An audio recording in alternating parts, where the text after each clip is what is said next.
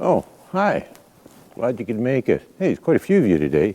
Nice to see. Come on in a little closer. We're going to talk about horses again today. Well, of course. What else would we be talking about? This one in particular, because just the other day I was noticing when I was working with her that she has gotten to the point where she's almost like working with a normal horse. Well, I hesitate to use that word because I don't think there's any such thing as normal. But just a horse, your average horse that needs to learn some things. And, I've said many times before that everything's interconnected.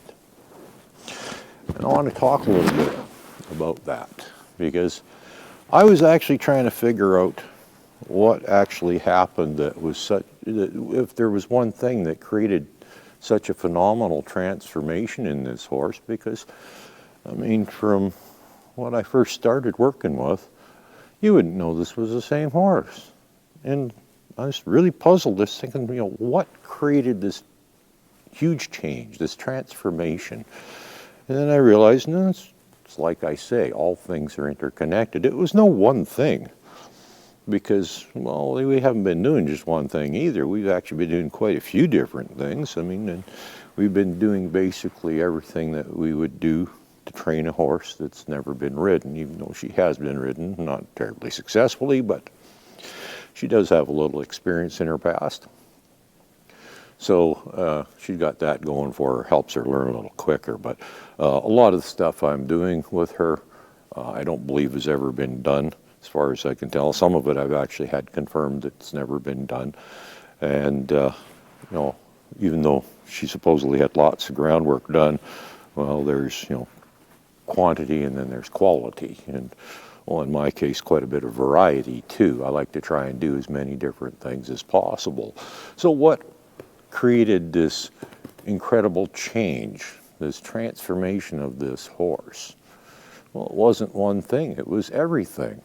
It's like I said, all things are interconnected. Everything you do on the ground ends up, having an effect on everything else you do with the horse, particularly when riding as well.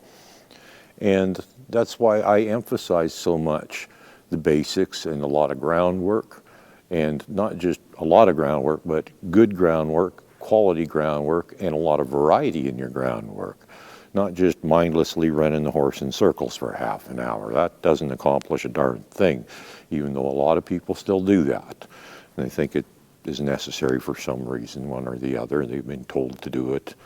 And, well, I'll tell you right now, it's not a good idea. If you need to make your horse run around in circles for half an hour before you can ride it, you've got other problems that you should be addressing rather than making it run around in a circle.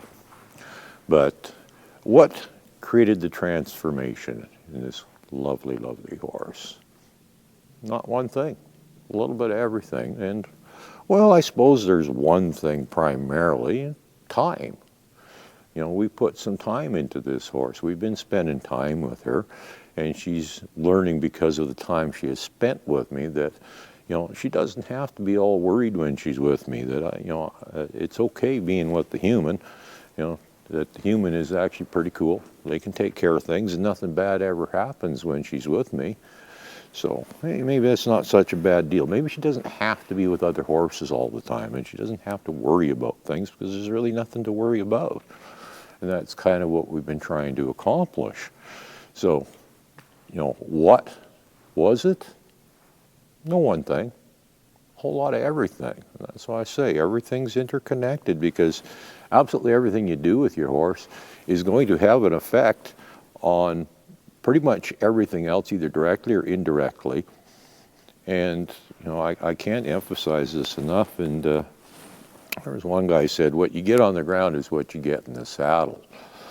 Well, I don't think that's 100% accurate, but the general concept is there, because, if you skip the groundwork and just go straight to the saddle, which I think is pretty much what was done with this horse. There was very little groundwork of quality done before she was ridden, and that was what made her, and that's very typical. That's very common that horses will get started a little too quick. They'll get the saddle on a little too quick. I've talked about that before too. And I think that's all that's really happened with this one is, and because of her personality and intelligence and sensitivity and everything else, it made the problems a whole lot worse. So, it's a matter of going through all the steps of catching, leading, asking her to move. She now does walk, trot, and canter on lead and at liberty. She'll go through the curtain. She'll jump the barrels. We're not done with her. One of the other things we're working on is teaching her to stand up to the mounting block, which is a fairly standard thing that I do for a couple of reasons. And that's one of the things we're working on, but just generally getting her attention and having her do things and think.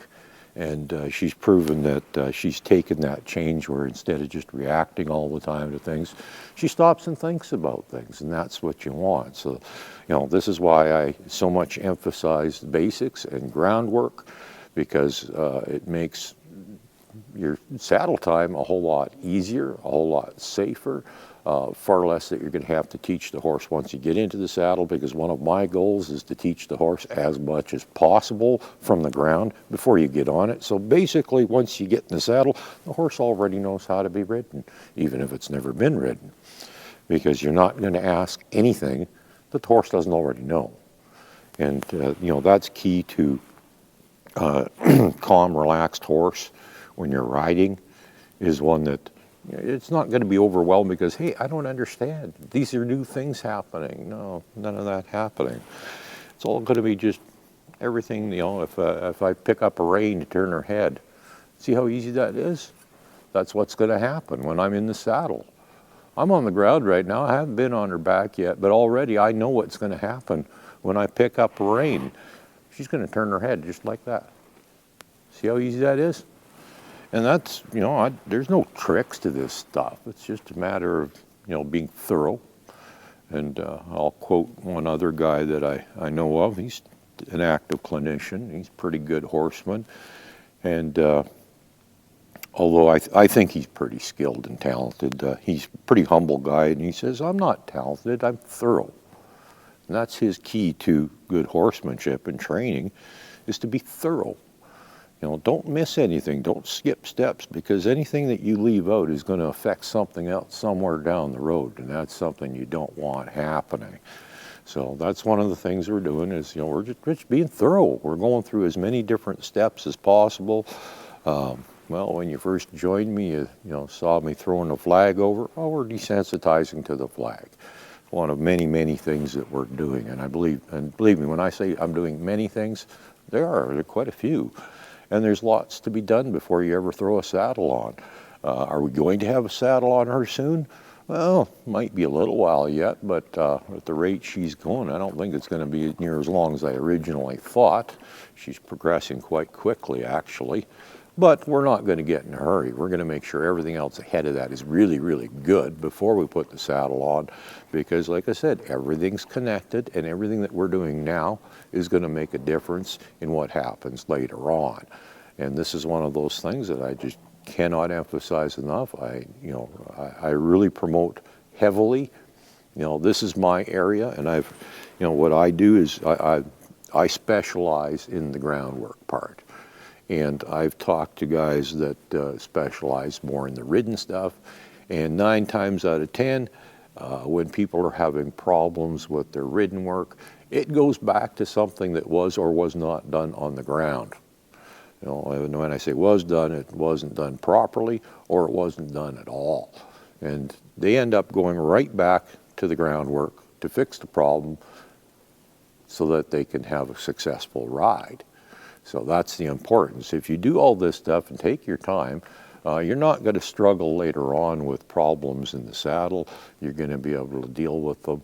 Well, actually, they just aren't going to happen because the horse already knows how to be ridden. There will be a few little things that you'll teach it once you get in the saddle. But if you do your groundwork thorough enough, there's not going to be a lot left to teach it in the saddle, and it's going to be much easier and safer to teach it from the saddle once it already understands all of the basic commands that you're going to be using in the process of riding. So all things are connected. Take your time, step by step, do as many different things as possible. If You know, my videos on YouTube aren't totally comprehensive. I actually have another series of videos that I put together for training right from scratch, and that's why I had Clint, is I'd bought him as a completely untrained horse, so I could do a series of training videos with him and show you step by step everything that I do on the ground. And well, actually, I'm up to riding, some basics in that. And I'm not going to get too much in advanced stuff because that's not my forte. I'm more in the basics because that's the important stuff, because without that you can't go to the advanced stuff. You know, it's like I said in another video, you need a good foundation when you're making a building. It doesn't matter whether it's going to be a house, a business, enterprise of some kind, a warehouse space, a shop, doesn't matter. The building has got to have a good foundation, because without a good foundation under it, you're going to have problems. Same is true with horses. They need a good foundation, so do your basics, be as thorough as possible, as varied as possible, and spend some time, because, hey, time goes a long ways. It really does. Have a good day.